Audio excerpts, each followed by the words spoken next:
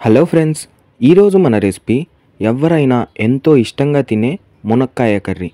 కాకపోతే కొద్దిగా డిఫరెంట్గా నేను చెప్పే విధంగా ఒక్కసారి ట్రై చేయండి, మీకు కూడా చాలా బాగా నచ్చుతుంది. So let's start.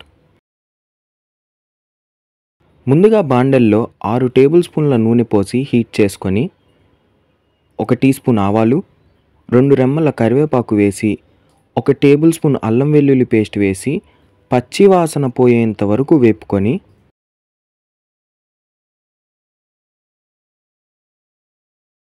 4 పెద్ద ఎర్రగడ్డల ముక్కలు 20 జీడిపప్పు వేసి 5 నిమిషాల పాటు మీడియం ఫ్లేమ్లో వేపుకోవాలి.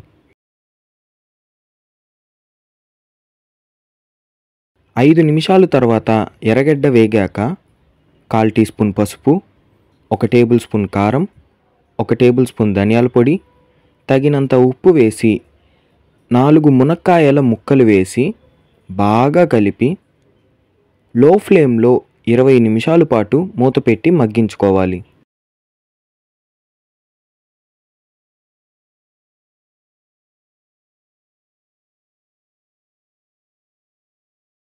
ఇరవై నిమిషాల తర్వాత మూత తీసి 2 పెద్ద టమాటాల ముక్కలు వేసి బాగా కలిపి మరో 10 నిమిషాల పాటు లో ఫ్లేమ్లో మూత పెట్టి మగ్గించుకోవాలి.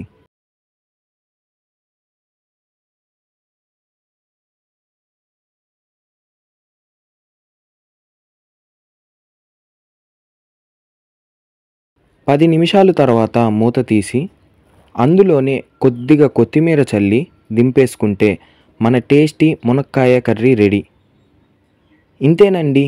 ఈ రెసిపీ మీరు కూడా ట్రై చేసి మీకు ఎలా కుదిరిందో కామెంట్స్లో చెప్పడమే కాక రెసిపీని లైక్ చేసి షేర్ చేసి ఛానల్ను సబ్స్క్రైబ్ చేసుకోండి.